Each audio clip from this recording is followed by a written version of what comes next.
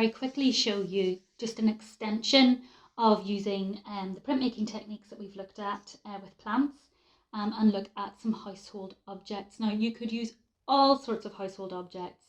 You could use screws, the ends of screws, buttons. You could use, as I've got here, bubble wrap, plastic bag, string, fruits and vegetables. Of course, I'm sure many of you have done potato printing when you were younger at school. I've got a carrot and half a lemon here. And I've also cut out some paper stencils as well. So household objects can be really useful for creating texture and helping you create backgrounds. Sometimes I like to combine some of these printmaking effects with printing with plants. So for demonstrating just how to use some of these household objects, I'm going to use the Safe Wash Relief Printing ink, again in the black. So this is the oil-based ink, but it can be cleaned with soap and water. I've already got a little bit on my tray, but I'm just going to put out a nice layer, again in the same way as I did with the water-based block printing ink. So just rollering it out with horizontal and vertical actions, listening for that hiss of the ink. I'll just move my items out of the way. So first up, using some watercolour paper, I'm just going to show you the different effects that these household items give. Now, as I said, you can print with a whole range of household items. So by no means are the ones that I am showing you here the full range of what's possible. So starting off with some bubble wrap, I'm just going to dab it down into the ink. So, there we go. Onto the paper. As you can see, it gives a really satisfying, nice sort of dotty polka dot mark. I'm just going to be using a wipe to keep my hands clean for this process. Carrot, so I've just cut a piece of carrot, almost using it like a rubber stamp, making sure it's got some nice ink on it. And as you print, you're going to get a different effect as the ink lessens. That's quite nice. It's a little bit like the poppy seed head that I demonstrated with. I've cut open a lemon. Now the lemon obviously has moisture in it, so you might want to cut it open and leave it for a bit until it's a little dry. It could be quite nice. Yep. Quite a nice effect with the lemon.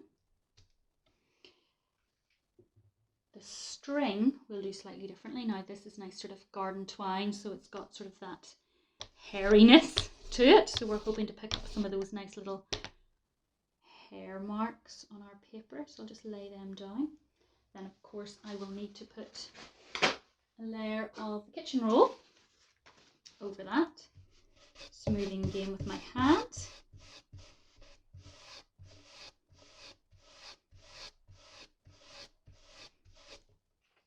Up. Yeah, so we've got lots of lovely little marks there, picking up all the hairs from the string. Plastic bag, and just sort of give a nice textured mark.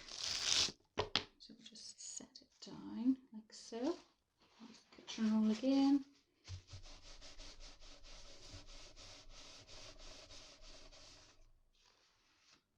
Lift it up. Yeah, so lots of nice kind of folds and crinkles from the plastic bag. So really the household object printing, very much the same principle as using foliage. What I'm going to show you very quickly is how to create a picture which can combine both using household objects, some of these stencils, which I've not yet talked about. They're just cut out of paper, nice and roughly cut out of paper. And also using some of the foliage to create a nice picture. So I'm going to start with my sheet of Perspex again. Just set it on a bit of newsprint. You can see I have cleaned it. It's still a bit grubby, but that's okay. And I am going to use some of these nice household objects and some plants to create a bit of a picture. So first of all, I'm going to do some of my bubble wrap. I'm going to create the image on the plate, on the Perspex plate. So I'm rollering some ink onto my bubble wrap, And I want to create like a little sort of effect down at the bottom here. Of course, that's quite inky.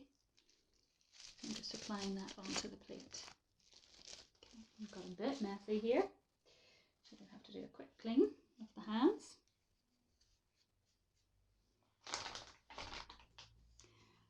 And the table. But you see there, that comes off with a wipe really easily, so that's what's great about the Safe Wash oil-based inks. So I've sort of got that nice polka dot sort of effect from the bubble wrap at the bottom. Then I want to have, for this particular print, I'm going to go with a little jug. So I cut out a nice little jug shape, and I'm going to just roller some ink onto it. As I said before, this is really where I could be doing with some tweezers, so do bear that in mind. And again, I'm working with just black ink, but you may want to use a nice range of colours. So now my jug is sitting on my kind of bubble wrap pattern, and I'm going to pop into the jug a few little fronds of fern. So it's almost like we've got a little fern jug. So I've got 3 fronds of, this isn't dried, these are fresh. Rollering them, as I said before, you do need to be careful when applying the ink with a roller. The fern's fairly sturdy, but if it was a dried leaf, you might find that it might fragment a little bit, so you do need to be careful. Go. We're not exactly the straightest picture, but that's okay. What would be nice there is if you had a little bit of lavender. Put a little bit of lavender, get another wipe, and I got a little mark there, so I'm just going to clean that up. There we go. This is great. Obviously you can use little wipes for lifting up any little excess marks, but don't worry too much when you're experimenting. Actually, I might even use the wipe to just loosen that a little bit. There we go. So we'll print this and see what it looks like. Now what I'm going to do is I'm going to pop him to one side for the moment, because I'm going to use some watercolour paper to print this. But sometimes with watercolour paper, and any paper that you're printing with, you do need to put a little bit of moisture onto the paper. So for example, if you were doing etching, you would soak your paper first before you print it onto it. Soak it and then pat it dry. Now you should really soak it in a bath of water, a basin of water, but just for sort of the simplicity of this demonstration, I'm just going to spray it, let it sit for a moment with a fine layer of water on it, and then I'm going to just smooth it with a tea towel.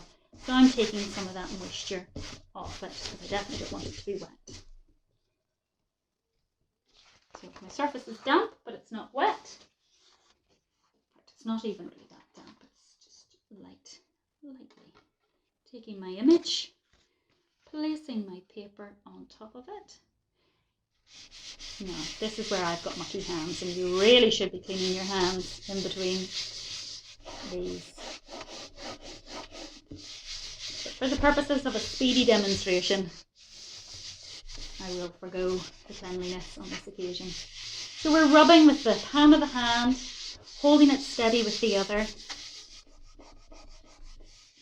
and getting into all the in-between areas, hoping to pick up as much texture and detail as possible. Of course, you can use your spoon if you wish, just for that extra layer of pressure. You can actually see the spoon does help you really pick up the edges.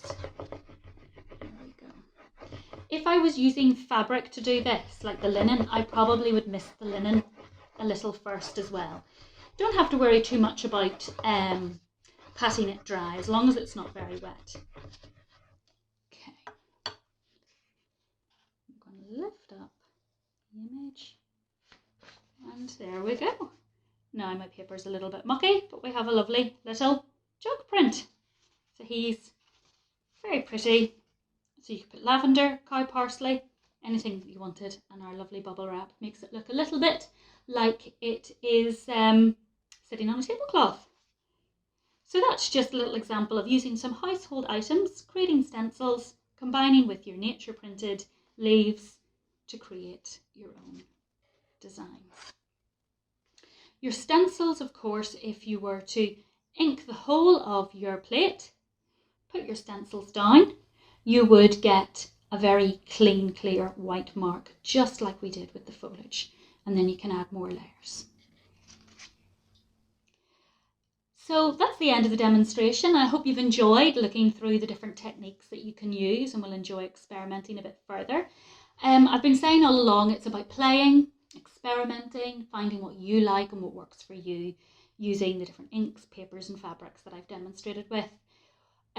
You can, of course, think about creating a picture that you're going to pop in a frame, but it's also nice to have some little sketchbooks like these concertina sketchbooks and just put together your experiments for you to enjoy looking at and kind of keep as a point of reference and ideas, annotating them maybe where you gathered the foliage and what they represent. So that again is another sort of nice mindful practice that you can add into this as a sort of a layer of enjoyment. You can sort of see all the different layers that I've added and experimented with. So I really hope you've enjoyed this introduction, and happy